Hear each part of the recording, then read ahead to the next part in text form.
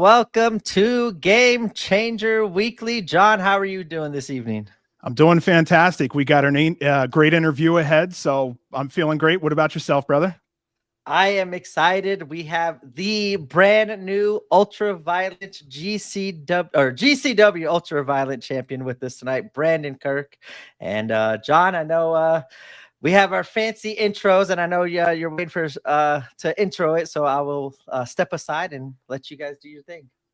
All right, rock and roll. I'll go ahead and give you an intro here, Brandon. Wait, you got my pre-recorded intro, right? Everything I told you to write down. And the $10. Okay. Fuck yeah, man.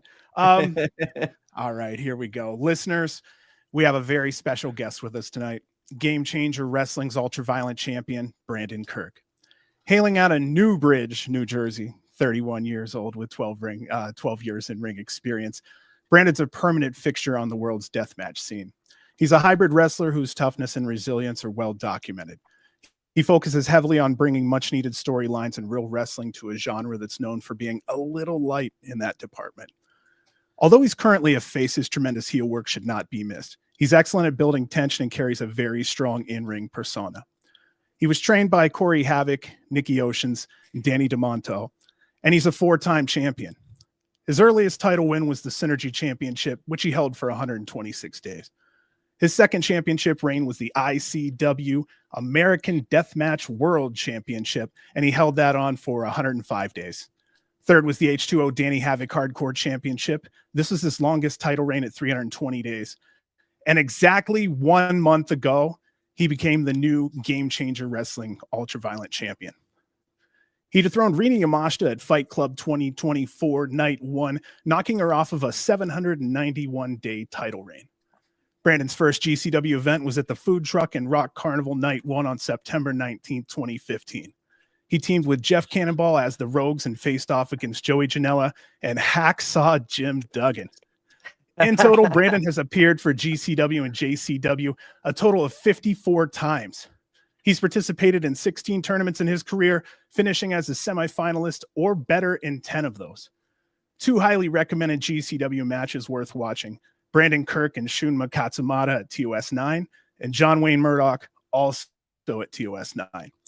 Don't overlook his library of work where he was tearing up the scene at CZW, ICW, NHB, and H2O. Occasionally, he teams with his wife, Casey Catal, as the Kirks. They have a record of 3-1 on GCW, JCW TV since their debut on August 13, 2022 at JCW's After Hours 2. He's currently ranked on the PWI 500 at number 258. When added up, these factors ensure Brandon's building a strong case on becoming a deathmatch legend and Hall of Famer. And tonight, he's our guest. Listeners, I present to you fan favorite, Game Changer Wrestling's Ultraviolent champion, the Rogue, Brandon Kirk. How you doing tonight, Brandon? That was really good. It was almost everything that I told you to say. That was really Almost. good. I would have done a more couple than things 20. there, Listen, I am like, it's weird to like hear some of that because like half of that shit like I forgot about my own career, so it was nice to relive some of that stuff. I It's definitely so forgot funny. about. We hear that a lot. No kidding.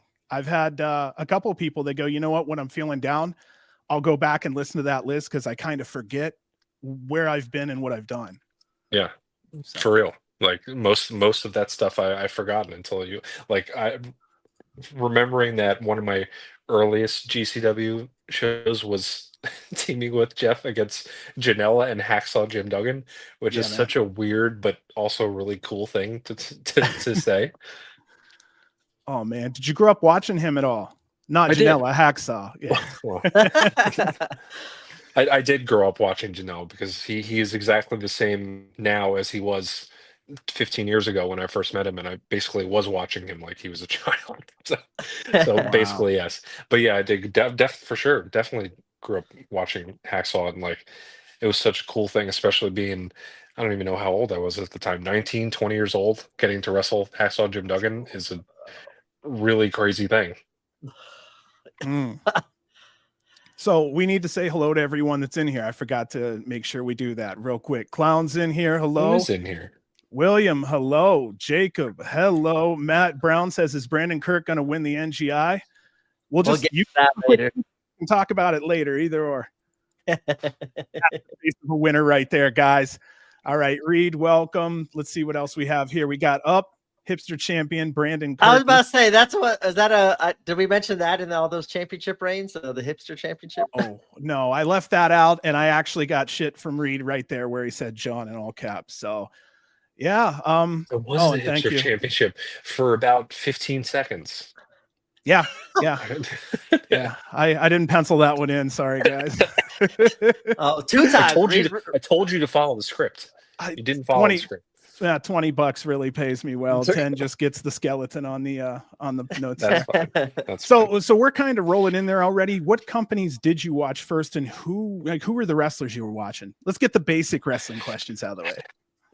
I mean, obviously the early WWE, WWF stuff, watching early, mid, and late 90s was my go-to. But then as I got a little older into my like early mid teenage years, like CZW and Ring of Honor was like my go-to. So that's the stuff that I was like, absolutely fell in love with, and is what really is why I became a wrestler, is from watching that stuff. Oh, no kidding. So you've obviously been to a live show there. What was one of your favorites, say, at CZW? I can't pinpoint one in particular, but just being able to, I've only been to one show in, I'm trying to remember. I did go to one show in the arena, and I can't fucking remember it for the life of me. And then I remember being at one of the later CZW shows and this is just one that just sticks out in my mind because I'll remember it forever. The one of the last few shows at the Skate Zone, it actually might have been the last show at the Skate Zone, was Danny Havoc's retirement match against Alex Colon, which is probably one of the greatest death matches I've ever seen in my entire life. So that's what really like sticks out to me. Plus, you're just soaking up the atmosphere, which can't come across TV. Oh yeah, no, absolutely not. I think it was the first time I've ever been like, because I was wrestling already at the time. Well, what year was that? 2017? Was there 2016? Oh, you're asking me now. You know what? Yeah, I'd have to look it up real quick on you. I can't remember. I have CTE. I can't remember anything. I don't remember what I had for breakfast this morning. Yeah, let me pull up the background. Probably background 2016. I'd only been wrestling for a few years at that point, and it was, for some reason, I was allowed in the locker room. I don't know why. I had never been involved in CZW or anything. I think probably because Jeff was there. I think Jeff had let me go into the locker room, and so just kind of getting to experience that. And some of the old time guys were still around at that time, so like just getting to be around them and just be in that environment was like crazy. Because like as an early teenager, I was like growing up watching most of these people. Your first match was Jeff Cannonball, Brandon Kirk, less than 5 minutes. CZW Dojo Wars number 49, October 14th, 2015. That was my first match with CZW. That's the first one that I have for you. Yes. Official. You know what I mean? You may have ran a couple that just didn't make the. Probably, yeah. That sounds about right in terms of like doing the Dojo War CZW stuff is 2015, because I did that and then I didn't come back for a little while for whatever reason. I don't even know why. And then I like really started coming back around in 2017, doing a couple Dojo Wars before I actually got onto the main roster. So then what got you first interested in wrestling? Like just in general, like just wrestling in general. It's more like what made you flip the switch and go, you know what, I want to go into performance. Well, I guess what initially caught, and how I initially got into wrestling is I remember this vividly. And my dad still resents me for this ever since I was a kid. We had an old family home video at home. I think it was one of the first videos that my dad ever recorded on his video camera. It's from like 1992 or 91. And I remember accidentally recording over that home video with WrestleMania 9. So we recorded WrestleMania 9, and that was the first wrestling I've ever seen in my life. And watching that when I was really young was what instantly got me hooked. Even though like in hindsight, that show was absolutely awful. I was But about to say just that's like pretty strong to stay it a was, wrestling fan after that main event. it was seriously, it was a terrible show. But like as a kid, I'm like, holy shit, look at the like it's a Caesar's spectacle. Like Palace, you yeah. don't think, objectively how bad that show actually was. But like when you're a fucking, 5, 6 year old kid watching something like that, you're like, holy shit. Like, and Now, I was what made you hooked. record that? Like, what made you first like to go even record that? I don't know. I can't that I can't remember. I can't remember Okay. why I ended up recording it. I just remember that I did, and my dad was pissed.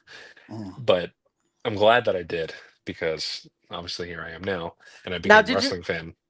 did you know of like Hulk Hogan going into that, or like knew anything about wrestling, or like that was your Not first exposure? That was my first exposure to it. Oh I wow. I didn't know anything. I didn't know it like I know like I'm young. I'm only 31 years old, so like thinking a show from 93 is not that long ago, but that was the first thing that I ever saw. And the first thing you see is Bobby Heenan coming out backwards on the I camel. know, So I like know, that's got to be that's I what know, hooked you right there. I Is know. that's the Well, comedy of wrestling. I think what was the opening match on that show was what Shawn I Michaels and think Tatanka. Tatanka. Yep. To I Tito, remember. Tito Santana and Papa No. Shango, I think was the dark match. And then, Oh. Tatanka and Shawn Mike. Okay, so by the way, I want to tell you, even though the card was what it was, let me list Hall of Famers: Tito Santana, Papa Shango, Tatanka, Shawn Michaels, Luna Vachon, the Steiners, the Head Shrinkers, Razor Ramon, Bob Backlund, DiBiase, Giant IRS. Gonzalez. Like, dude, it's just one after another. Hogan, Beefcake, Jimmy Hart, Luger, Perfect, Undertaker, Yokozuna, Bret Hart, Hogan. Like that's a hell of a card if you think about it. I mean, yeah, on paper, yeah. Now if But they only wrestled, in practice, it was not yeah. great. Yeah, on paper it looked pretty damn good. Actually, I like that tag match. The tag match was good, and the Shawn tag Michaels match, Tatanka was really good. that was really good too. I think fairly recently I went back and watched Taker and Gonzalez. Giant Gonzalez. I'm like, Oh, this is man. awful. Dude. This is so bad. Why did I fall in love with this after watching this shit? Right? That's what I was like when you said that's like your literally first exposure to wrestling. That's kind of crazy. I know. But Well, I can see it though. You see the comedy with Heenan coming out. You see the big spectacle of like camels, the fans, the Coliseum. Like that's a really good first exposure of on like the grandness of wrestling. And I think shortly after that, I ended up recording over another one of my dad's home videos for a Nitro, and that was my second exposure to. I don't remember anything about it or which one it was. I just vividly remember watching a Nitro that I taped over another home video. Yeah, I've maybe done that a couple times myself. Maybe got the belt once or twice for it too. Old fashioned. I ordered Royal Rumble right? on pay-per-view. Totally. That was not a good idea. How much was that at the time? Oh, it was like $34.99, I think it was. Like that's the number that sticks out in my head. At that time is expensive for pay-per-view. It was the Yokozuna one where he got lifted up, or Undertaker where he got lifted up. Yeah. Casket match. So I listed you as being trained by Corey Havoc, Nikki Oceans, and Danny DeMonto, though, and I saw you kind of. Am I missing a trainer, or did I maybe put a couple of them in the same list that were maybe more minor trainers? I would say it's partially true. I mean, the three of them have, helped me along throughout my career. My primary trainer was Corey Havoc. He was the guy that every single show was. Because before I started actively going to CZW school, my training was just showing up to shows and getting that maybe 2.5 hours worth of ring time before the show started. So I would go set up the ring, and then Corey Havoc would have me and whatever other people were around at the time do our training sessions before the shows. And that was all him. D'Amato and Oceans weren't really all that involved in that with that. They were more of the not physical stuff, but more, help me along the way develop as a professional wrestler. And he was more of the physical training portion of it. But Danny, right, Danny then. likes to take a lot of credit for for my success. Well, the names are all the same size and print, so I never know if one should be bolder than the other, kind of thing. No, Do you have any it's moves? definitely a fair assessment that all of them have helped me for sure. You know, Do you have any moves that are inspired by other wrestlers? I feel like all of them.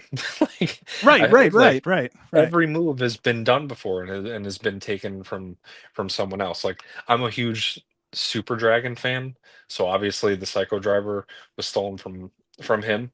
I had originally done the Psycho Driver number 1. Uh, However, it was more difficult to give to people. 'Cause it's a hard move to take. It's like it's a hard move for people to be able to base themselves to get up on your shoulders like that and then be able to, especially for bigger people. I can't do it to everybody. At least with the Psycho Driver number 2, which is the Psycho Driver Fuck Your Life. It's easier for me to give even to bigger people. I've been actually able to give it to them. But everything is inspired by Super Dragon. I just loved watching him drop people on their heads as dangerously as humanly possible, and just wanted to imitate that in my work. Nice. Is there any meaning behind your entrance song? No, there is No shit. So My goodness, what? there's literally nothing there. I can tell you, it's a Oh. complete nothing. And people always ask me that too. They're like, "Why do you have fantasy?" And I'm like, "Why not?" Because the it's a fuck not, fucking right? it's a fucking bop, right? Because we were Casey and I were driving to a show. I don't remember where we were going. And at the time, neither of us liked whatever music that we were coming out to together. And I can't remember for the life of me what it even was. I think it was some shitty Marilyn Manson song that I can't remember. And we're just like, we don't like this. Let's figure something out. Like, I don't know what. Like everybody is not defined by their entrance music, but like when you hear music, you automatically know who it is. Especially depending on the song, you know who it is. You know who's coming out. You know, you hear Elton John, you know fucking Effie's coming out. You know who it is. And we were just, I'm like we had just watched, what was that Ryan Reynolds movie that just came out recently where he was in like a simulation? Do you remember? Do you know what I'm talking about? Ryan Reynolds, where he's in a simulation. Yeah, No. he's like a video game character. He's in a simulation. Oh, it was actually Wreck-It an Ralph? okay movie. What the hell was it? No. It was Free Guy. well, Oh, Free Guy. Frank. Free There Guy. you go. Frank That's with what the it was. save. We had just Thank you, watched Frank. Free Guy like a week prior, and fantasy is a huge part of like the final sequence of that movie, and it's a very memorable part of that movie. And I'm just thinking about it, I'm like, what if we came out to fucking fantasy? It's just like, yeah, that's a great idea. And then that's just Wow. how it happened. It's total nothing, no relevance to anything or anything special. It just popped in my head because we watched the movie the week prior, and then it just stuck. And I'm glad that we watched that movie because it stuck, and now like it's a memorable thing. Like Yeah, when fantasy hits, who's coming out. that's for damn sure. Also, That what I might be liked the about most- it is the pace. The pace is like a little upbeat, so you can't just walk out. You either have to kind of step it up a little, or you have Right. to slow it down and stroll. So I did Right. like that too. How it's got a nice beat to it. And I like that Casey, she would come out to the big dick energy version of fantasy, because it's still the same, but it's separate for both of us. Right as you said it. Yep. Frank with the call right there. Yep. Nice twist. And she's like, I don't like that version. I like the original version. I was like, that's it, but it's you though. Like we're still like together. We can come out to this, but like we separate it that way. Like that's you. People know that that's you. That might be the most shocking part of tonight's interview is that answer. Like I thought there would absolutely be a story behind that one. I like it. Yeah, it makes sense. No, it's definitely threw me off the course. But it's great because we were able to create a brand out of it too. Like the whole deathmatch fantasy, put it on T-shirts and stuff like that. So it worked. It was a happy accident. This is basically what it was. I'm about to say it worked out perfect there too, because like as you said, like that's memorable. Like I hear fantasy. I think of you guys just like when I forgot the name of the song, of course, I'm about to say it. But Waves and Curls, when they come out, they got the whole crowd just singing that Whitney, I think it was a Whitney Houston song, and like they're just loving to the beat. Like that's something a song you would not expect in wrestling, but it fits, and it does create a different energy, especially the BDE version of it. People don't realize how important, like it seems like it's such a minuscule and minor thing, but like people don't realize how important entrance music actually is, because that's what that's like, it's the main, I mean, besides obviously the your in-ring stuff, but like it's a huge part of you and a huge thing that people will remember, and that's what they associate you with going forward. So if you come out to some shitty fucking metal song that nobody fucking remembers, then you're not going to be as memorable. True. You're spot on, because I was like at a store the other day and I heard Separate Ways, and I thought of Tremont and Hammerstein. Like it just put me right in that moment when he was the surprise part. Like as you said, the entrance music just for me triggers, like especially those songs that you guys have chosen. They fit perfectly, but they also trigger a lot of memories for sure. So is there any other songs you've considered before? I've gone through, and I can't think of anything off the top of my head, but like I've gone through just a laundry list of shitty ideas and shitty songs that I've thought about that I've wanted to use, and like I think back, like, and I honestly I just can't even remember any of them off the top of my head, but like I would think of one, I'd be like, this is great, I'm gonna do this, and then like a week later I'm like, this is terrible, I'm never gonna use this song ever. But I'm glad that we ended up landing on the one that we did. So I'll just do it this way. Brett magically can't find Fantasy on YouTube. What song are you using for the night? Oh my God. Yeah, I don't know. And you really should have sold Fantasy as, well, it was our first like song together. That's why I thought you really could have sold it. Oh, and it's wrestling. You totally could have just sold it. Yeah. No, sold it. Let that one simmer a little bit. Let me think about that, and we'll come back to that one.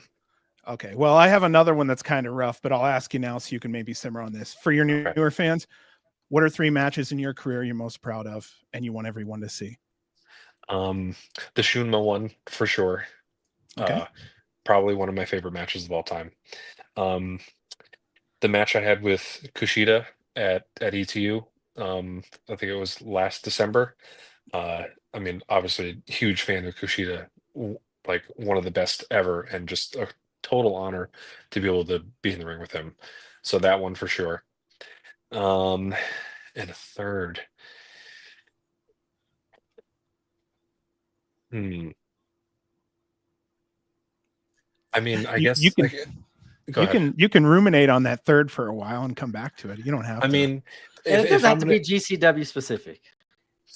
Yeah, I mean, if I'm gonna, I mean, Shuma for one is definitely top 3 for me. Like regardless of wherever that was, it doesn't matter. Like honestly, and especially like with the language barrier, like it's it's always difficult, but like him and I just like clicked. Like there was something about it that we just like, even with the language barrier, that we were just able to click and just be on the same page the entire time, and it felt perfect. It's like I'll go back and watch that match and I wouldn't change a single thing about it. And then, I mean, if I'm gonna have some recency bias, I would say me and Rena, because that's the first time that we ever touched. We've never gotten to do anything before. Oh yeah. And the first match and the first death match that we've ever had together, I won the Ultraviolent Championship. So, I mean, with recency bias, I would say that one. And I don't think she's as much of a challenge when it comes. Like I've heard a little bit of English enough to where she's capable of at least communicating in ring, right? Yeah. Oh yeah, for sure. Good. I mean, and even so, like it's not terribly difficult, because wrestling almost has its own universal language, to where you can kind of just by hand motions and names of things, like it's easy to be able to portray what you're trying to do, and explain what you're trying to do. So I mean, I guess people on the outside looking in would be like, oh, they don't speak the same language. It's probably extremely difficult to go over anything, but it's not as hard as you think it might be. So I kind of had a question similar to your top three or top three. Like who would be like your most favorite opponent that like you worked with? Like I'm thinking more like that you kind of work with like all the time. Because I know that you kind of with the HTO group and like GCW, like Yeah. someone you work with quite often that you enjoy working with. I mean, Tremont is always up there and will always be for me. Him and I have wrestled probably 100 times at this point. Um, and every time we wrestle each other, I feel like it gets better. And he's another guy that we just click so well. Like we'll talk for maybe about 5 minutes about what the match is going to be, and then we just go and do it. Like he's the easiest person that I've ever been in the ring with, and I don't know what it is. Maybe it's just because we've done it so many times at this point. But like he's one of the greatest, like not even just deathmatch wrestlers, but just one of the best wrestlers I've ever been in the ring with. And people, I wish people would see that more, how underrated he is just as a wrestler in general. He can go out there and have a great match with anybody. He doesn't need to do glass or bleed or do any of that stuff. And he's fantastic.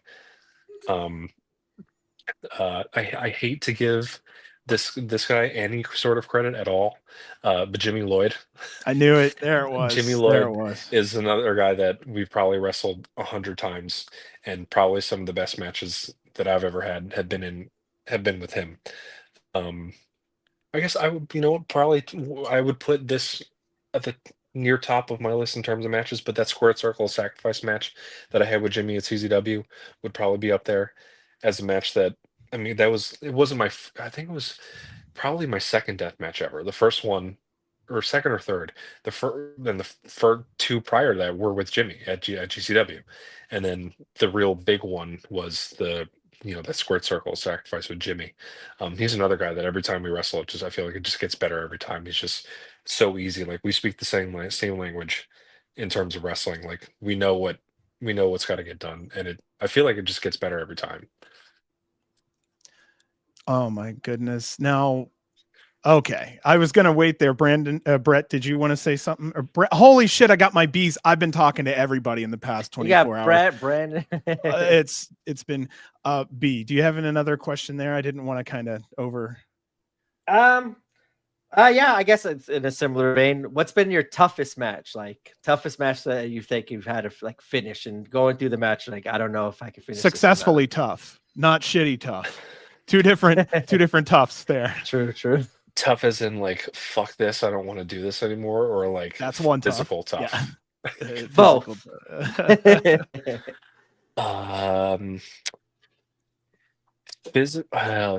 Physical tough was probably physical tough was probably every match that I've had with Homicide because wow, I love to like I love Homicide to death, but like the last few matches that we had, I would fuck with him, and I would just be like, "Yo, D, you can't you ain't got it anymore. You can't blow me up. You can't blow me up." And his thing is he loves to make people blow up, and he does it on purpose to fuck with people. I'm like, "Yo, D, you can't make me blow up. Come on, you ain't got it anymore. You ain't got nothing." And he would take that very seriously, and he would blow my fucking ass up. Like nice. we did a match at like a fucking school. I think probably like maybe 2 years ago, and my God, must have given me fucking 15 exploders in a row, and just would not give me a second to breathe, and just grab me again, fucking throw me, grab me again, fucking throw me, fucking throw me to the outside, throw me back in, made me run my ass off. That was easily the most difficult thing, is just trying to keep up with him, because he just has unlimited energy. He doesn't stop. He'll never stop. Like you give him something, he gets right back up. Like you don't even get a second to breathe, and he's down your throat. I love it. It's great. It keeps you on your toes, because you cannot turn your back on him, because he'll take you to school for sure. Probably the other most physical one was probably my match with Masada. I think it was maybe 2018 at CZW, and he just beat the fuck out of me. Like, and like I told him to, I wanted him to, and he gave it to me for sure. I ruptured my eardrum in that match. I got Oh. fucking just caught up in barbed wire that just ripped me to shreds. Um, it was rough, but it was, I mean, it was fun, but it was rough. So this kind of branches back. In the early part of your career, you had some promoters thinking you're just a deathmatch guy. Mhm. That was a long time ago, and your work has shown otherwise. Do you feel you may still have a couple doubters? It doesn't seem as prominent as it used to be because I feel like the wrestling landscape as a whole is becoming more accepting, I guess, of the deathmatch style. It definitely used to be a lot worse. You know, I used to have that label and that stigma, like you're just that deathmatch guy. You just get glass broken over your head and go through barbed wire. And I feel like over the course of however long I've been doing this, 12 years or whatever, I've been able to show that I'm more than just that. Yep. And honestly, I used to care a lot more than I actually do now. So if people don't believe that, or they still see me as just a deathmatch guy, then great. I don't give a fuck. I don't care what, I really don't care. If you want to think of me as just a deathmatch guy, great. That's fine. You don't have to watch my work. I don't care. I, at least to myself, know that I know my worth. I know what I can do. I know that I can hang with anybody. So as long as I mean, I was able to prove that to myself. That's really all that matters. I used to care so much more. Like, it used to bother me that, like, fuck, like, I can work. Like, people just think I'm a deathmatch guy. And like, being 31 years old and thinking about like how stupid and silly and petty that it is to just care so much about what other people think. It's Well, it doesn't bother me. yeah, It good, doesn't bother me. I good. currently work for, and I'm currently the Ultraviolent champion for the biggest There you independent go. promotion on the planet. Other than going to television, where do I? It's only a downgrade. You Yeah, know, Well, I love that yeah. answer right there. That's a great response. where who where Who else better? is there to Who go? Oh, better? damn it! You took it. I Where was else about is to there to say who go? better. Who better to There's go to? believe me, there's fantastic, like, everything that I'm doing right now. I love what I'm doing. I love the promotions that I work for, ETU, uh, That's good. H2O, all the companies I work, I absolutely love. But like, if there's some bumblefuck fucking promoter that doesn't want to book me on a show because he thinks I'm a deathmatch guy, fuck you. I don't give a fuck. I don't Love Well, care. I it. mean, it's apparent he doesn't have his ear to the ground because even when I watched your work and I have to describe you in that intro I gave you, I'm looking at hybrid, I'm looking at the persona on your heel. Where like, if they have their ear to the ground, they get it, and if they don't, then they're just not going to, and that makes for a shitty promoter if they don't Listen, have the ear on the ground. I sleep very well at night. I don't care. I don't care. See, like All for right, me, then like I kind of hold on. Sorry, I want to piggyback off that because it kind of leads into a question I did have. Like for me, I feel like I saw more of you in the settlement series, kind of like more of your character, personality. And yes, you do always show it in all your other matches, but I think it came out to me mostly like I learned more about you during the settlement series. I wanted to ask, like, what was kind of like some of the things that you guys were planning and doing and stuff like that during the settlement series? Because that was always a fun group of matches, and it was like kind of was totally different tone in each different one, and you had a lot of fun interactions with at each show, and kind of like in my opinion stole the spotlight of some of the settlement series stuff just with some of the fun stuff you did. So I just want to hear some more stories on that It was little groups of matches. It was some of the dumbest shit that I've ever done. It was fun. It was really fun. Like the stuff, like my match. I had a match with Steve Scott, something about me killing his goldfish or something like that. Like, Yes. just the dumbest things. And it was just honestly whatever dumb idea that Brett had at the time that of the day of that show. uh Oh, we're gonna do this. That's just what you got to do. You just got to go out and adapt to whatever you're asked to do, and that's what I feel like is my bread and butter there, is just adapting to whatever situation I get put in. If I get put into something fucking stupid, I'll be stupid. I don't give a shit. I will humiliate myself all day long. I don't care. So just like, I love doing fun, silly shit. I'd rather, like, I say it all the time in case he thinks I'm ridiculous, because it's not how I put things into practice, but I say laughs over glass. If I can get laughs and I don't have to put myself through a pane of glass, I'll fucking do that all day long.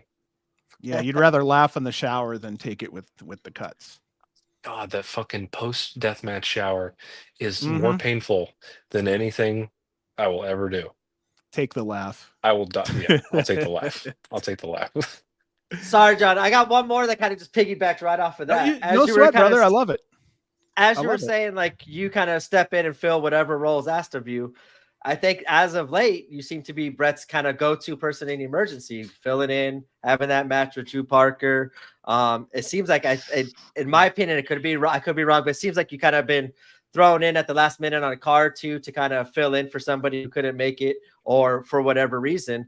How's that kind of been mentally going? Like, how do you prepare to kind of do something like as you did that night, a double duty, or going to showing up at a show, enjoying it with Casey, and then end up being you are thrown onto the show to fill in for somebody? What goes on in the mindset during that kind of time? I mean, I feel like I've always uh, prided myself on being the guy that's, you know, that always says yes. And I guess maybe sometimes that may be a detriment to me, but like everyone knows that I'm a team player. Like I don't wins and losses. I don't give a fuck. You tell me I'm going to go out and get pinned in 2 seconds. I don't give a shit. Whatever you need me to do, you're paying me. So I'm not going to complain. What am I going to complain about? You're paying me to be here. You're putting me in this position. I'm going to do what you need me to do.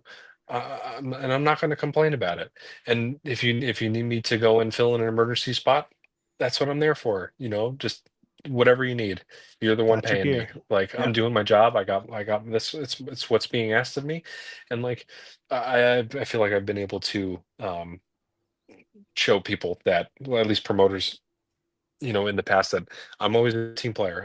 You'll never hear someone say, "Oh, Kirk didn't want to do the job," or he didn't, want to put this person over or whatever. I love helping people. I love putting people over.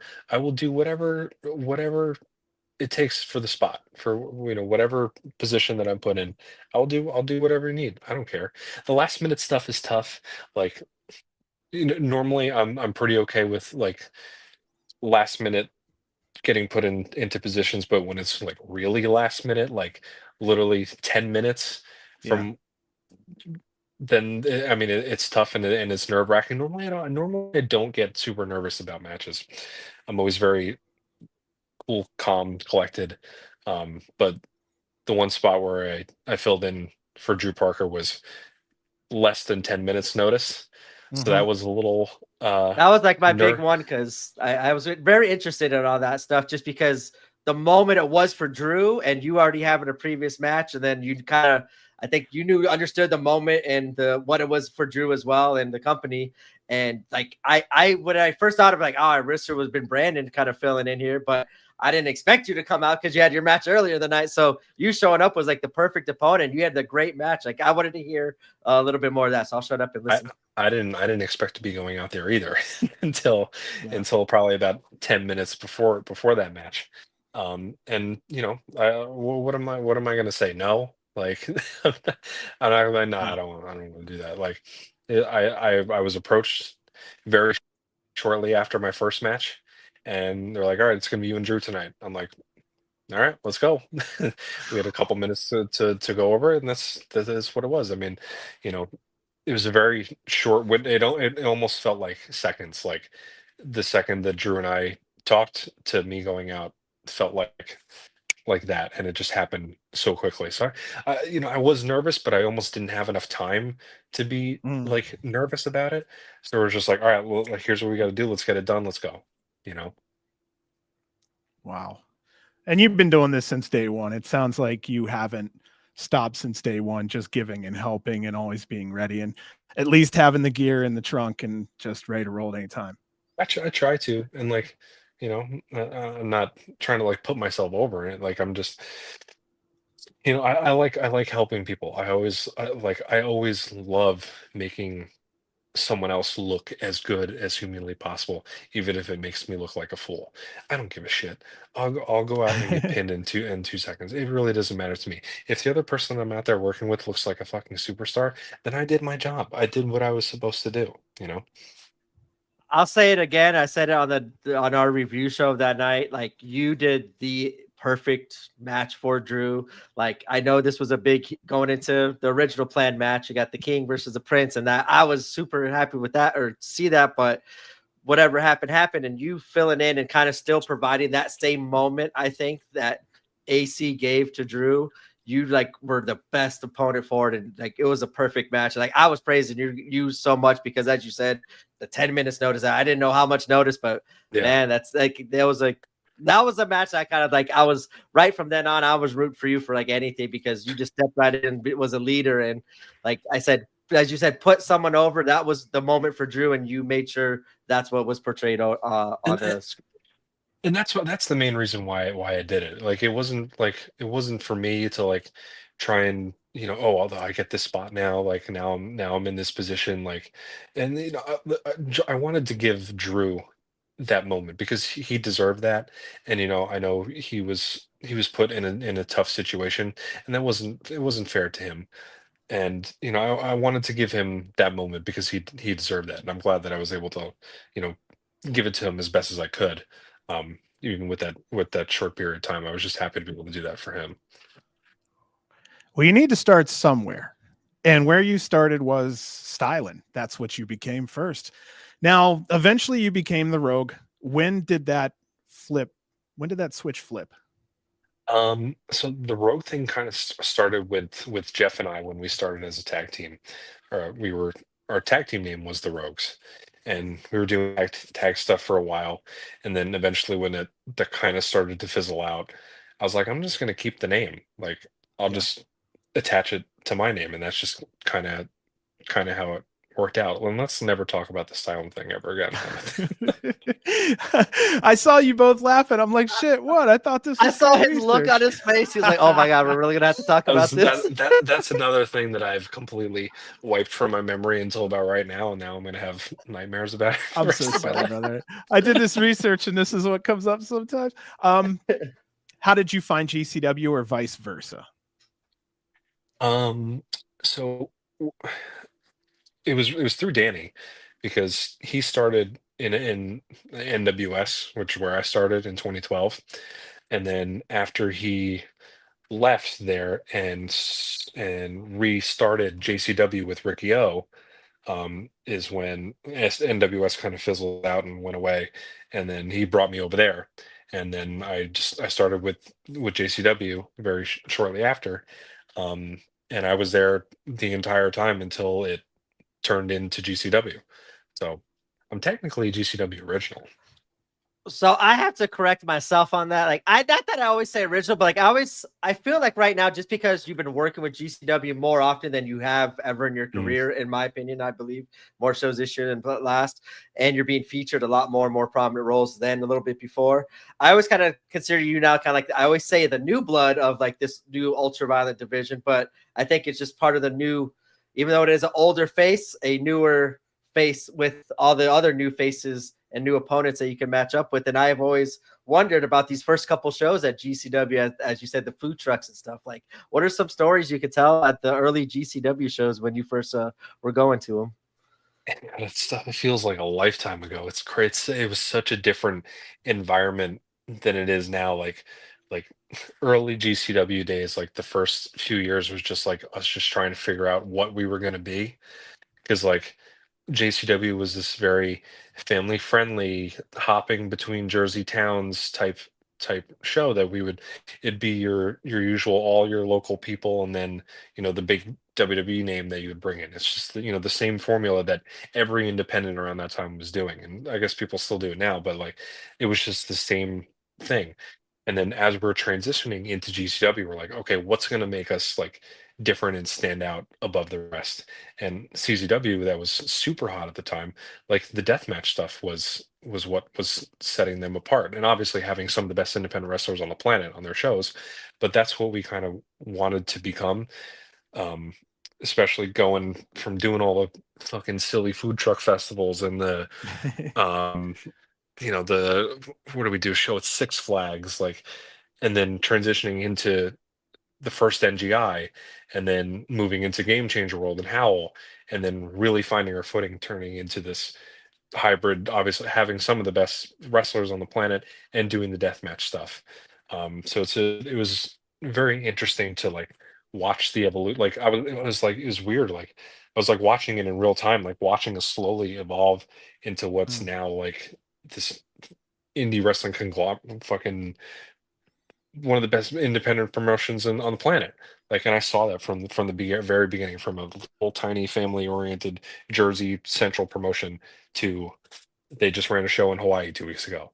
Like, we're doing Hammerstein Ballroom in January. Like, it's crazy. Yeah, last month was 9 years for you. So 9 years later, GCW Ultraviolent champion. Who's on your radar currently in GCW for your defenses? Personally, let's go that route. Who would you like to put that championship on the line against? Um, I mean, even though it's happened 100 times, for sure, Matt Tremont. I think him and I in a singles match for the Ultraviolent Championship would be fantastic. Um, I want to wrestle Mance because I want to Yes. fucking beat the shit out of him. I really do. Yes. Mance and I think we've only wrestled once or twice, like a while ago. So I think him and I would be really good, um, especially in a death match. Um, just trying to think who else. Who I'd else would put I? you and Jimmy together, honestly, just to let you guys have a main event style, or a main event size death match. No, I ain't wrestling fucking Broski Jimmy. If I'm wrestling Jimmy, I want different boy White Jimmy Lloyd. white death Yeah. match, Jimmy, the good one. Yes. I don't want Broski Jimmy. I don't want Broski Jimmy. I was thinking, we were talking about Jimmy. We've talked about quite Oh, a yeah, few. my Do you bad. have I was muted. What's My up? fault. My fault. I had a real quick on the Hammerstein. We were just talking about opponents. What's a opponent you would like to see at Hammerstein? I was muted. My bad. Oh, uh, and you know what? Even though it's another match that's happened 100 times already too, but I think me and Murdoch would be the perfect situation to for Hammerstein, just because we're like, the two deathmatch guys that are pretty much always on the shows now, and him and I have so much history. So I think him and I, even though we wouldn't be able, because it's New York and their commission fucking sucks ass, and we wouldn't be able to do as much as we probably would want to, but I think me and John would be a perfect match for Hammerstein. I Well, like it. That makes he's sense. he's so damn good, and He between is. both of you, there's a lot of creativity. And John is like one of another one like Tremont, who Yeah. is mainly deathmatch guys, but fuck, he's one of the best professional wrestlers I've ever been in the ring with. Absolutely brilliant mind for professional wrestling. He knows how to, like, he's a fantastic heel. He's a great bad guy. Knows how to get heat. He's got great in-ring psychology. Like, was one of the best that I've ever been in the ring with. On, like, genuinely. He's a different monster, man. Let me tell you, some of those death match guys, when you get, they're different monsters, dude. He's another one. He ticks a little differently than, say, Cole Radrick. You know what I mean? Like, there's Yeah. different vibes and everything else, man. He can do it. He's got my full respect. And he doesn't half-ass anything. Like, he'll never go out there and phone it no. in ever. Like, you'll never see John go out and phone it in. He's always 100% no matter what. So then, what's your favorite venue? I know we were talking about the Hammerstein. Do you have one? Favorite venue? I mean, like, I still dream about Game Changer World because, like, I don't know, like, it's there was just something about it and something in the air in that building that made it such like a special place. And like, I hate what it's like. I don't even know what I think it's like a 5 and 10 now or some stupid Yeah. shit like that. Yeah. And like, it's so depressing to think about because it was such a special place. And like, Yeah. the evolution of GCW happened in that building. You know, All right. Worst bump taken. I have only one answer for this. Um, Matt Tremont and I, we did the Tangled Web at CZW. And there was a point where him and I were on top of the scaffold, and on the ring post on the outside were layers of plywood. And before, Scrawny Shawnee had built this tower of plywood. He's like, "Oh, you guys will be fine. It'll break your fall." I'm like, "It's fucking plywood." "No, it's not. What are you talking about? This is gonna suck ass." And he's like, "No, it's sturdy. It's good. It won't break your fall." Okay, we're up on this fucking 15-foot high scaffold or whatever it is, and we're gonna do a Russian leg sweep through all the layers of plywood. And like I'm Mhm. standing up there, and like as soon as Matt and I hook each other, we just look at each other, and I'm just like, "This is gonna suck." He's like, "Yep," and then we just go. We do the leg sweep. We go through the the layers of plywood like they're sheets of paper, like Mm. paper, and straight to the floor. Knocked the wind out of me. I had a high ankle sprain. My ankle twisted underneath the last layer of plywood, and I landed on Matt's arm, whose arm was then Oh, trapped underneath me, and then also stuck in the barbed wire. Easily, and jeez. nothing even comes close to it. The worst bump that I've ever taken. Wow. Well, he could have claimed that he was trying to protect you with that arm. See, he was keeping you. Oh, oh, He B's probably going. said He's that. B turned into a ranger here for a minute, pink ranger. So, I'll go on to the next one here. Do you have any nagging injuries right now? Surprisingly, no. Nice. I've never broken a bone. I've never had a surgery. Knock on wood, Somehow, son. with Knock on wood. dumb shit, with all the dumb shit that I've done in my career, and I've never had, I mean, besides like my knees, but I was a baseball player in high school. I was a catcher, so Yeah. I Yeah. have Oh shitty yeah, your knees. knees are rocked. Yeah. My knees are shot, but they don't, nothing, it doesn't like seriously impact me. It's just kind of like nagging soreness that just Yeah. kind of sucks. And one of the right one will like pop out every once in a while. But other than that, like I feel fine. Like I feel good.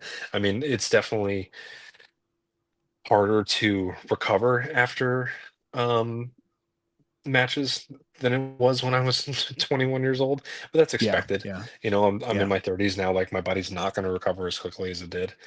And now, like, just thinking about potentially having to go multiple rounds in the NGI this weekend Mhm. is um, terrible to think about. But thankfully, I'm mostly healthy for the most part. Good. Now we're talking about NGI. Are there any weapons on Brandon's no list? Um, Hands-ons are on my no-no list. Get that shit away from me. Don't put that in Okay. my head, please. Fuck. I've seen The Matt videos get of it. the I've pliers. seen the videos. I've seen Yeah. Cannonball get it pulled out of his head, and I've Yep. seen Kobayashi get it pulled out of his head. No, thank you. I'm good. Um, it was Another one was syringes, but I think I'm warming up to them a little bit. Mhm. I thought about being willing to use them, but Kenzon is an automatic no for Yeah. me. No thanks. Now you were no on the gussets. You kind of warmed up to those a little. So I was at first no, and then I started getting them put in my head and realizing that I would get really good color from them. I was like, "Oh, this is Exactly. great. I'll Yeah. do this And the all the pain time." isn't that much. No, The it's pain not isn't because as it much. boop boop boop. It goes in. Your blood pops right out. Easy, no problem. Then I got I started. I got 15 stitches across the forehead like 20 years ago, and it still shows up. And I remember like it didn't like I was touching the skull, and it didn't really have much pain, but it was bleeding like a son of a bitch. So I get it. I was really into them for a while. I was taking them all the time because I get great color, and then I started realizing I was losing my hair on the top of my head. Yep. Yep. And I said, nope, no, thank you. You can put them anywhere in my body if you want. Put them in my arms, put them in my chest, and my fucking ass. I don't give a shit. But like the second that I woke up one morning and I had a huge bald spot right in the front of my head, I was like, Yeah. no, never again. Yeah. Like I had to cut my hair from it. I had to get a haircut to then like comb it over so it would Mhm. hide the fucking giant bald spot. Thankfully, all my hair has grown back. But please don't put gas in my fucking head, please. Wow. No shit. So I kind of think I know the answer here, but would you let your kids grow up and do any wrestling?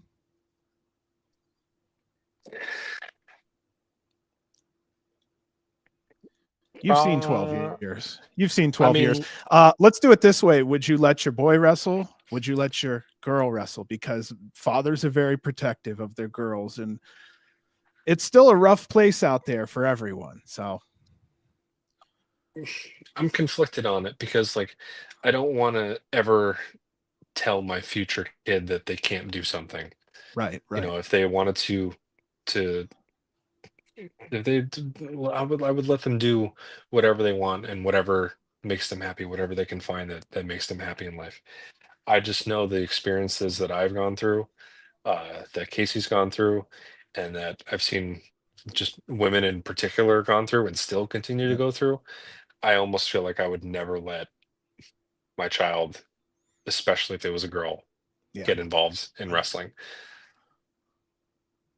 Would I ever like allow it? Maybe. I don't know. It's a hypothetical that I don't have the answer to because I don't have a baby girl right now. But if I Right, did right. right now, I would say no. Yeah. But again, like it's conflicting. Like how do I say no, you can't do this?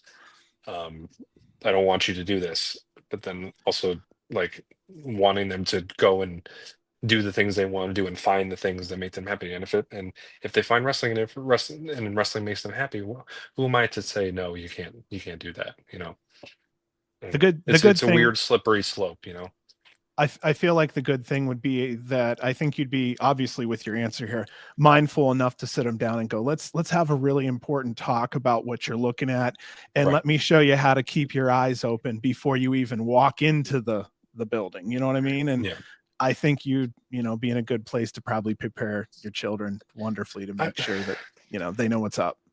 I would think so. I mean, I feel like I've seen enough. I've experienced enough. I've been around long enough to know how this works and to know Yeah. what the environment is like to prepare someone for getting involved in it. So at least I know that I'm qualified to do that. But I don't know. I've been torn on it for a long time. I've always thought about like, geez, would I even let my kid get involved in this? And I don't know. I don't know. I don't know that answer because I could have a kid and they grow up and they not give a shit about wrestling, which would be great. Yeah. And Yeah. then they want to do something else, great, and I don't even have to worry about it. But I don't I'll know. give you a hint because I got a kid now. He's 19. It's hard to say no. Just telling you, Brandon, when your kid looks at you with those big old eyes, he's like, Dad, can I? Dude, it's hard to Yeah, say no. You're gonna I have to know. just give him a good old talk and be as watchful as you can, kind of thing. Right, right. Okay, so you're pretty calm, cool, and collected. Before a match, when is that adrenaline hitting you? So honestly, it doesn't hit until the bell rings. Yeah. Like most of the time, I'm just like I'm very focused and locked in and very calm. Even during my entrance, I'm still pretty calm. Um, I'm still worried about. The only thing I worry about is getting blown up because my wind is fucking terrible. So that's the only thing. I'm all right. Please don't get blown up in your entrance, please. You got 15, 10, 12 minutes to go. Like, don't get blown up right now. And then once the bell rings, that's when the adrenaline finally hits. But for the most part, like Yeah. all the way up until I get in the ring, like I'm good. No rituals or anything? No, I'm like it's weird. And people think I'm weird because I don't have any rituals. Like you see, people will like do their stretches or listen to their music or uh do whatever. Alec Price does his crazy Beat the prayer shit thing that out of he does. himself. Yeah, Yeah. that beats the shit out of himself. Like it's very fun to watch. Like he gets into it, man, Yeah. and he really gets into it. Um, but I just sit and just calm myself down and relax. Like I'll socialize a little bit, and then I'll just kind of go and sit in my corner and just be in my thoughts until it's time. Like I, I don't know. It's weird. I've never really had anything that I need to follow specifically in order to get Yeah. prepared for a match. Like once I'm like I'll get changed early. I get changed like way too early. I'll put my gear on and I'll just go and sit and relax. And like that's really my ritual. Is just like chill. You know. That's your mental. Take care of business, put your gear on, sit down, keep your head in order, go out and Yeah. handle the job. I feel Nice. like if I started like doing rituals or like doing stuff, it wouldn't be genuine. I feel like I'm trying to like do something Cumbersome. that's yeah. Feel like I'm just trying to like do something that's just not me. Yeah. People are like, why don't you do some stretches or go listen to music? I'm like, no, I'm just like what I'm doing right now. Like this is just me getting Yeah. prepared for my match, just ready to go. And listen, if it ain't broke, don't fix it. If not, if it's been working like this for me for the last 12 years, why change it now? Why do anything differently? Yeah. So Do you, I got go for I it. got a question to follow up on that one, and then we got a good fan question. You said this is 12th year of your career. Do you think this has been the best year of your career? And if not, which one is and why? I would say so. I mean, I definitely think so. Like, I feel like I've been busier than ever. I've been on more shows than I've ever been on in my life. I just won the Ultraviolent Championship. I have a chance to win the NGI in a couple days. Like, I mean, I feel like it's definitely probably. I mean, objectively, I think it is the best year that I've had so far, and I feel like it's just been going up every single year. So Hell yeah. Oh my gosh. And I'm not gonna lie. I'm gonna break in while I have a chance because he mentioned NGI. No shit. When I was booking you to come on the show here, I thought it was gonna be 4 days before your title win. I actually had you penciled in as GCW UV win at NGI. that's what I expected too. Yeah. That was what my anticipation was, but that's, I mean, obviously not what happened. Right. So it's just weird to think about that. It's the old surprise. Surprise Little your champ surprise. tonight. Yeah. Listen, So- I found out right when I got there, and my initial reaction was, why? Me? Hey. Why? Like, I was like, oh, I'm almost surprised. I'm like, okay. I mean, all right, we're going for this now. All right, fuck it, let's go. Wow. So if you're able to tell us this answer, you might not be able to. Do we know of anything of the title being on the line during the tournament, every single match as we've seen in years prior, or do we not know yet? I would assume so. I mean, I know the opening round match is for the title, right? That's what it says on the match graphic. Oh yeah, I think so. Yeah, I forgot Yeah. about that. Listen, I don't find things out until they get posted. I don't even half the time. You find out when we find out. Exactly. I find out when you find out. Half the time, I don't even know who I'm wrestling. When I get that yo message, you good for Yep. this, and this. Yep, all good. Who am I wrestling? I don't know. that I find out when the match graphic gets posted.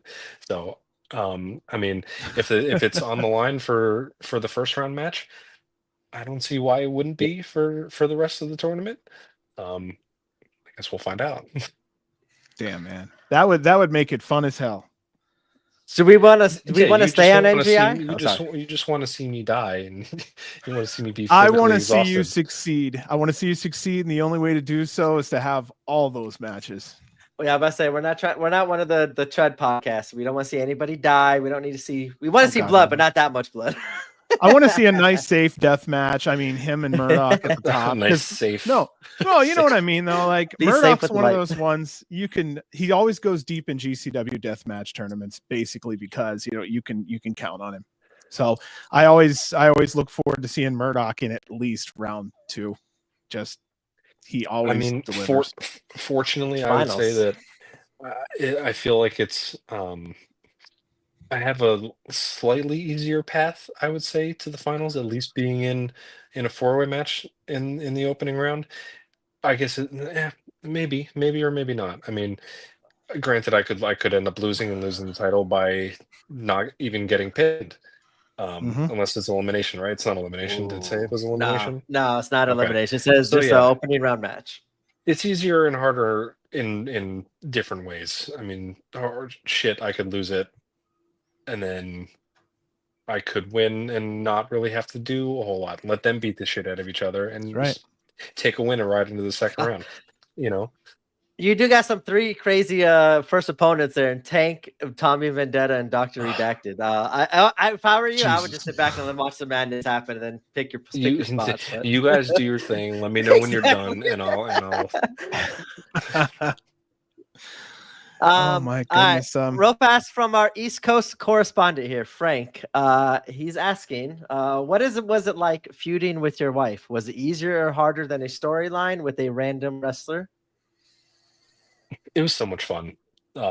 Like she's fantastic, and just being able to like be in the ring with her like against each other is always so much fun because it's like it's more real and it's genuine.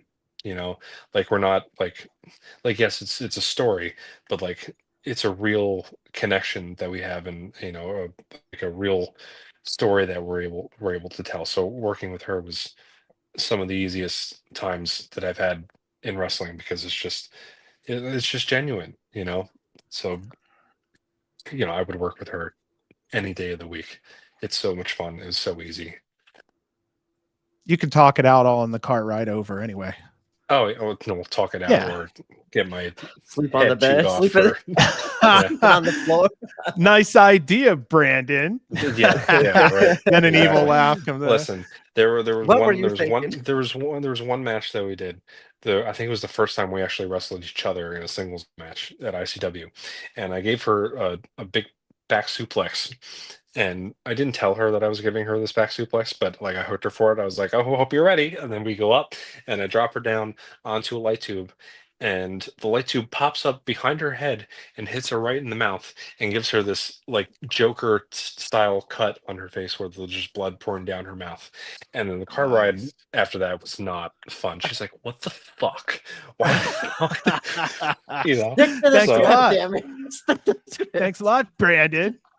Yeah, we'll talk about this all the way home. Yeah. Seriously. Yeah. Seriously. Yeah. She's like, "You didn't tell me you were doing that. What the fuck? Like you made me cut my mouth." I'm like, I thought she kneed herself because it looked like we watched the video in slow motion. Like her legs go up and it looks like she knees herself in the mouth.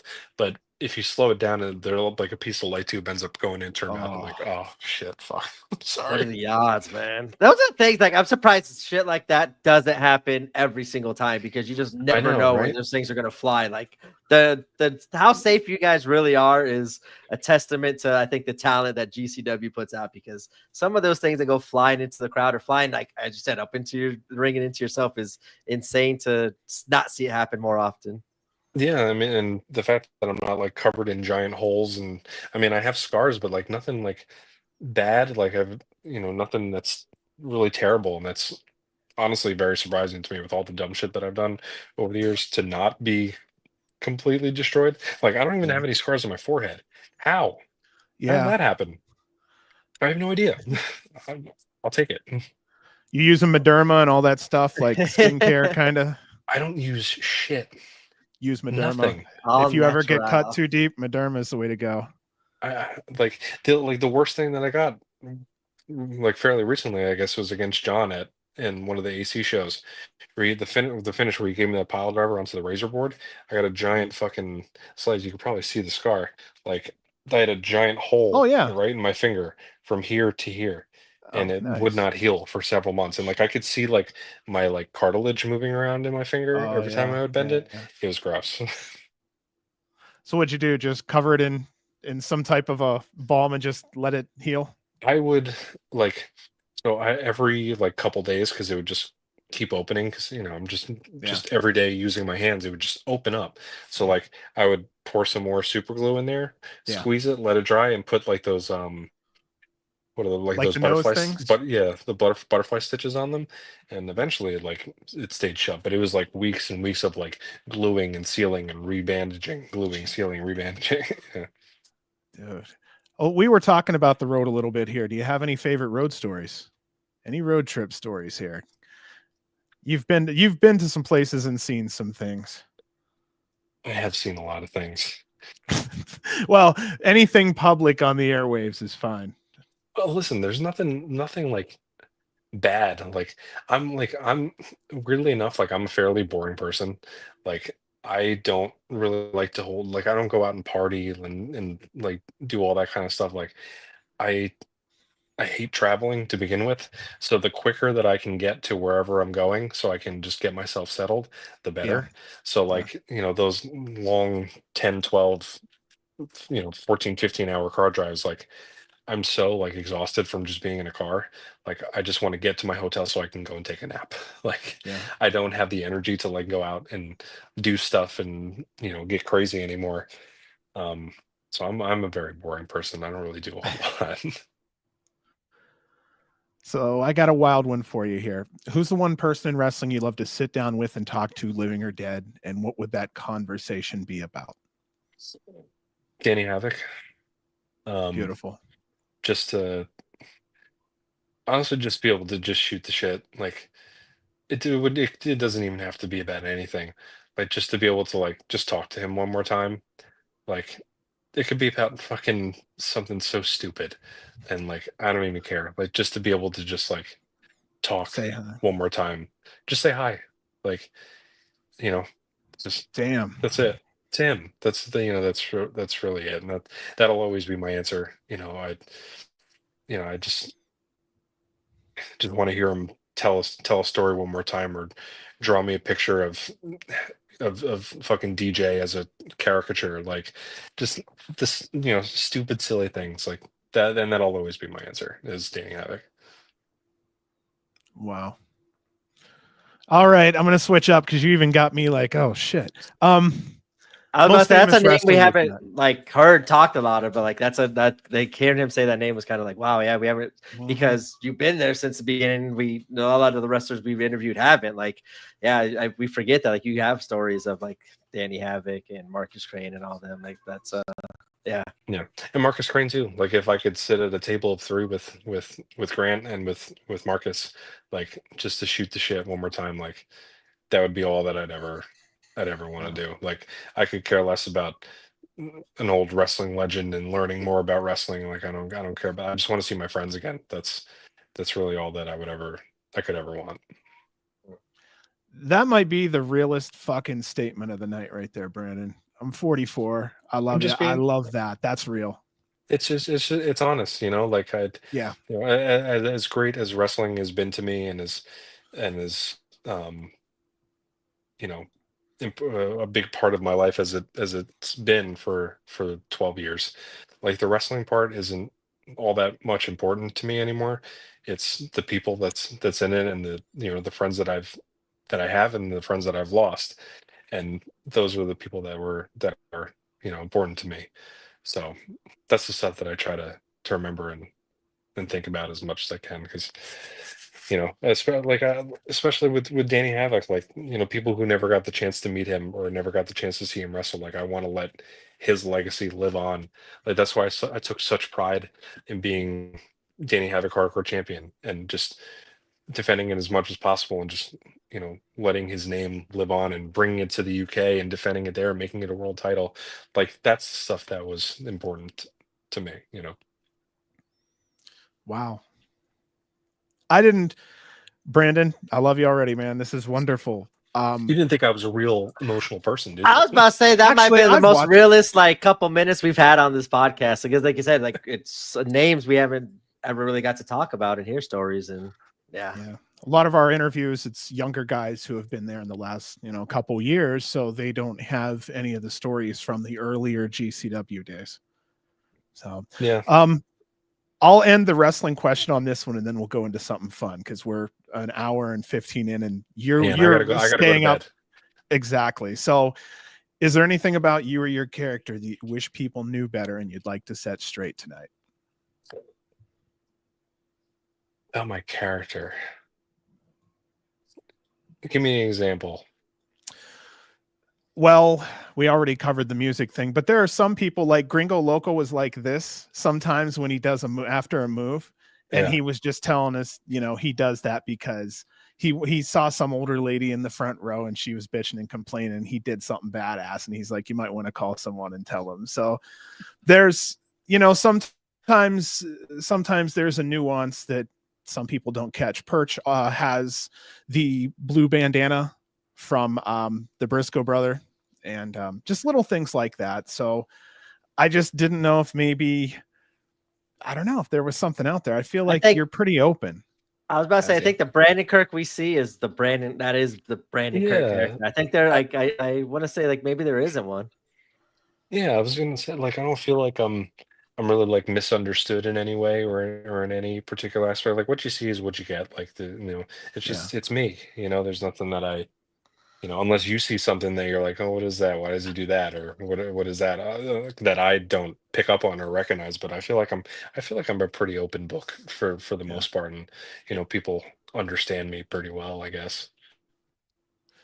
Well, you're fairly laid back. I watched a couple interviews with you and whatnot. I'm like, okay, you remind me of a Midwest guy, and I'm Midwest, so I kind of felt like, okay, it's going to be an easy flow talking to him, kind of thing. Yeah, So it yeah. did work out.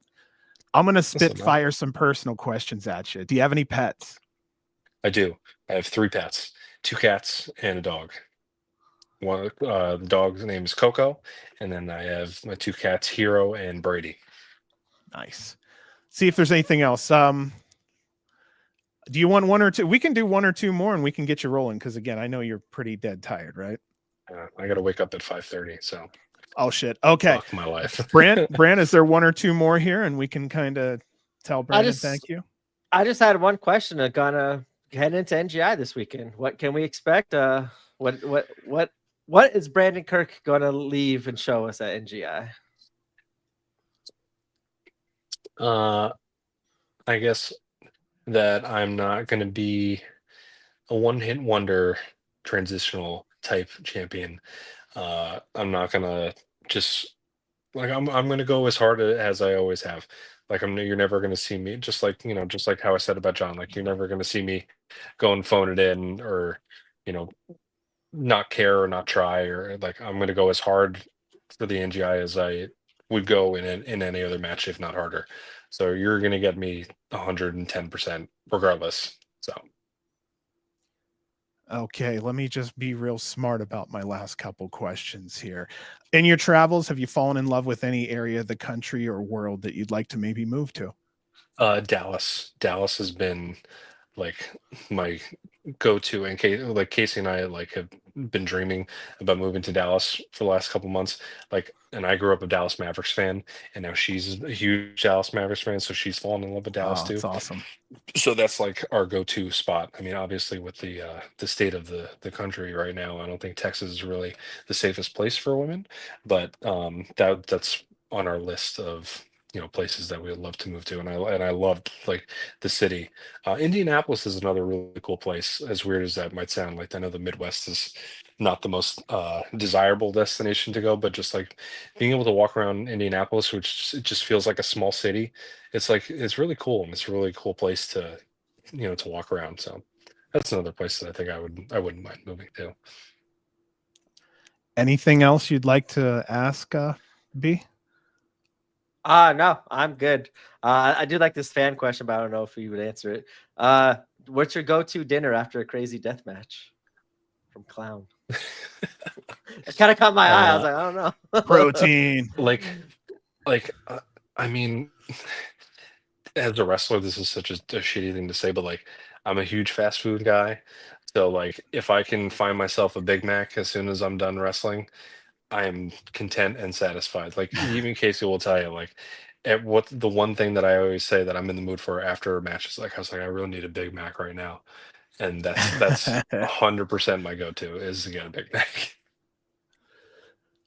All right. Well, then this is what I'm going to do. I'm just going to give you this time to speak with the fans. We've got 400-500 in here approaching. Oh shit. I'm just basically going to tell you, you're in the center of the ring. You're able to say what you like to the hardcore GCW fan base like now. So if there's anything you'd like to say, I'm going to just give you the microphone and kind of talk for a minute, and then we'll close out.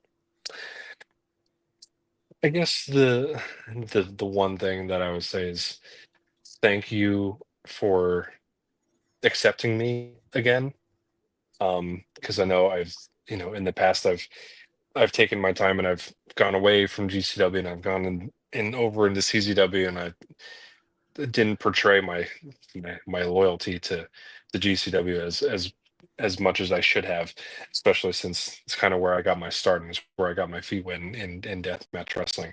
And now that I'm like back pretty much full time, and the almost in the forefront of the deathmatch area of GCW, I appreciate all you guys for just accepting me for me. Like, especially after like the match after at TOS with Chuma. Um, like I'd never experienced anything like that. Just the reaction and the I don't know. It's hard to explain that type of feeling of like genuine love and acceptance from fans that I experienced after that match with Chuma, and like feel it every single time after that. I felt it in Connecticut. I felt it in NAC again after the match with Rena, and I feel like it's just getting stronger after every match. So just thank you for accepting me. That's it. That's really all I got. We love I you, want to man. say thank you for coming back, as you said, as often as you hit. That was one of my questions. I was wondering kind of about like the sporadic as we used to see you until now. So yes, I Yeah. do appreciate you being back, and thank you, because you are on a roll, and it's been a pleasure to watch this run continue. And I'm happy. I'm thrilled, and I'm really excited to be back and be in the full swing of things, because it was kind of spotty for the last couple of years, just in and out, and being in just kind of random spots. And I feel like I finally found myself again, almost, and I'm glad that I was able to find myself again in GCW. So I'm really happy, and I'm really excited to keep going. I want to just say one last thing, because I think I'm speaking for the fans, and I just want to say that when it comes time down the road, the fans are waiting to see both of you back in GCW in one capacity or another, and we want to send all well wishes her way. And when it comes time, we're ready. I mean, big ready. So it's just another Kirk we're ready to bring into the big hug. Thank you, and I know she appreciates that too, and she's dealing with her own things, and I'm just trying to be Yeah. as the best supportive husband that I can be. Yeah. And, whenever she's ready to to do whatever she's going to do, and whatever she's going to do next, I just want to be there and love and support her, no matter no matter what she does. And I know she definitely appreciates you guys, and all the Just well wishes that you send her. Yeah, just a message of love and well wishes. So we want to just see the Absolutely. best, no matter. Thank you. Always hoping for the best. One last viewer comment. Sorry, I hopped over you. We have from William Bruno, says thank you for helping him find his confidence again, and Reed Harris Cooper with all the love to Casey as always. Love it. Community. Love to see it. That's what it is. That's what it is. And that, again, that's the most important thing. The wrestling stuff, like it's meaningless if you don't have those people around you, and you don't have that community and those friends, and like none of the wrestling means anything if you don't have any of that. Yeah. Okay, we can't end better. We can't end better. Right? We say dumb shit. Let's let him be the end tonight. Yeah. It's okay Right. it's okay to be real and vulnerable sometimes, and understand the things that are truly important, and those are the important things. They are. If Man. I would have won that match against Rena, and the crowd was crickets and silence, I'd fuck. I don't have nobody likes me. I don't have any friends. I don't feel that, but we're on the finger of the pulse. We're deep in with everyone. You're absolutely loved. You're going to be, as long as your feet are still in the right position, I think you're going to be great. And you have tremendous support, and it's not easy to do that after knocking off an almost 800-day Rena Yamashita. So I have big shoes to fill, and I will do my best to fill them as best as I can, for as long as I can continue to do this. I'm 31, but in the grand scheme of things, it doesn't seem that old. But in wrestling years, when you've been wrestling for as long as I have, it is a long time, and my body is not holding up as well as it used to. So I don't know how much longer that I can and physically do this, but as long as I can, I'll give it everything that I have. Well, you've been trusted with that belt. You have a good head on your shoulders. I think you're going to be just fine. So I'll do my best. Well, stick with us, Brandon, because what we're going to do is wrap up the show, and then I'll say goodbye on the other end real quick to you, if that's okay. All right. Yes. Thank you again, Brandon. Yes, sir. Ultraviolent GCW champion. It was awesome. Great interview. As you said, I think we got real. Like it went a different way than I was expecting, and it was awesome. And I would love to have you back on again. Get Casey if anytime she wants to come on too. She's more than welcome. Send all the fans love your way and love her way as well. Says so over here. So thank you so much for your time, Brandon. Absolutely. Thank you guys for having me. I appreciate it. All right, Brant, let's get him out of end here this real mother. quick. We usually get this. We wrong, always so fuck see if this we up, get it right? right. Okay, Here we go. long. Oh, shit. God damn it. Live. G G C C W. Love you guys. Good night.